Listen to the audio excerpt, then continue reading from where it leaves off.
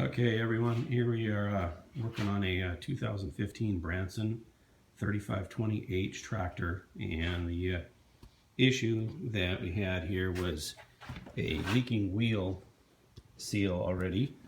My tractor has only about 50 hours on it. You look inside the wheel there, and it has been leaking oil from the inside of the seal. What I did here was just pull a tire, and you're going to have these series of bolts that go around and hold this hub on.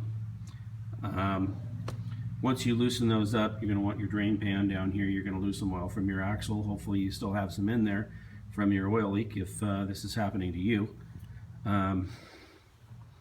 Notice that there is a little bit of metallic in the oil already at 50 hours, and some of that's going to be a break-in. Just new gears meshing together, so it's a good idea to change it probably at 100 hours or so, just to get some fresh oil in there. Here we have the actual hub assembly itself. So when you look at this unit, this is what you're going to see on the outside. Now when you flip this over, pull it out, you're going to have basically this. There's a nut that goes on the top side here. Now this has already been taken apart.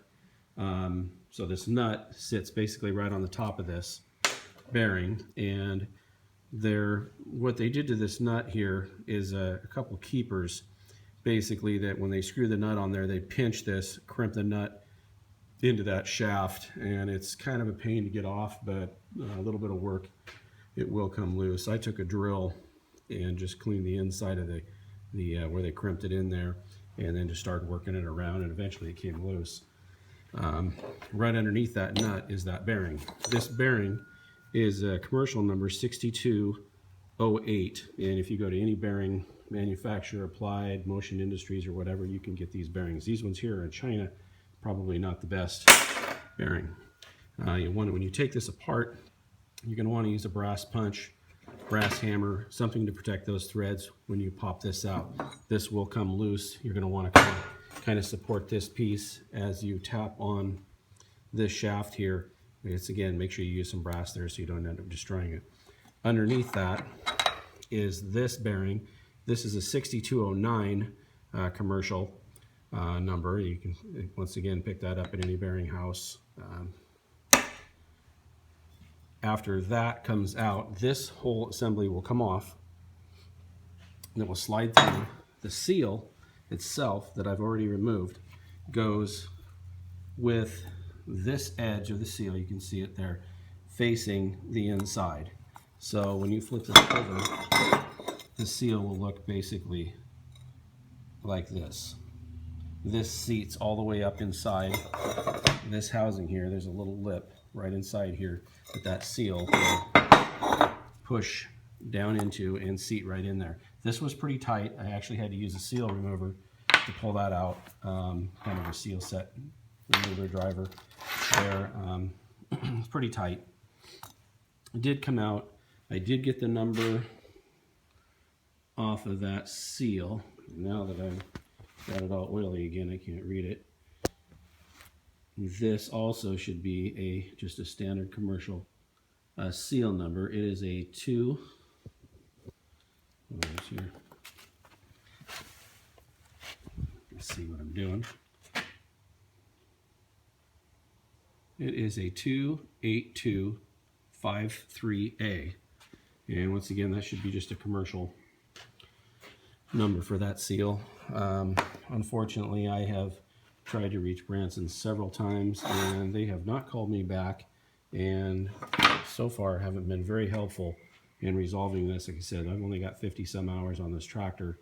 Haven't even had it a year yet, and I've had some issues with actually both of my wheel seals are leaking inside. So when you put that seal back in, it appears that they use some type of a retaining fluid in addition just to what comes on the seal itself to kind of hold that in there, which may have been why it was so tight.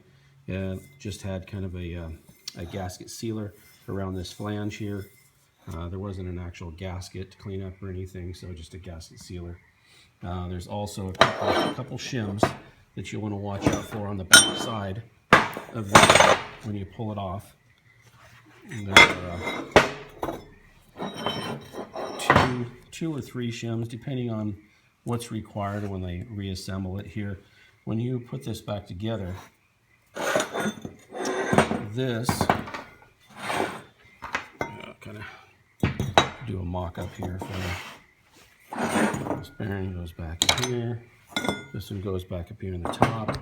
And some of them will have shims in between this piece and the bearing itself that are right here. And that is basically not to over-tighten this bearing and allow the proper clearance when you put this nut on there. It's not a tapered bearing, it won't lock it up, but apparently just to get the proper shim clearance in between the bearing and this gear itself. So then this last bearing will go on. Here you put the nut on. The new nut, looks something like this, a little flat nut, and I'll probably end up getting a new one of those as well. Hopefully you can find that. I don't know what the thread pitch is, that nut. I'll try to get that information and add this to this video here shortly. So basically you reassemble it, tighten it back down, recrimp that so that does not come loose inside there. You'll have a real mess, and seal it back up and put some new 80/90 gear oil on the front end, and that should take care of your leak. And that's it until next time, until the next problem. Thanks for watching.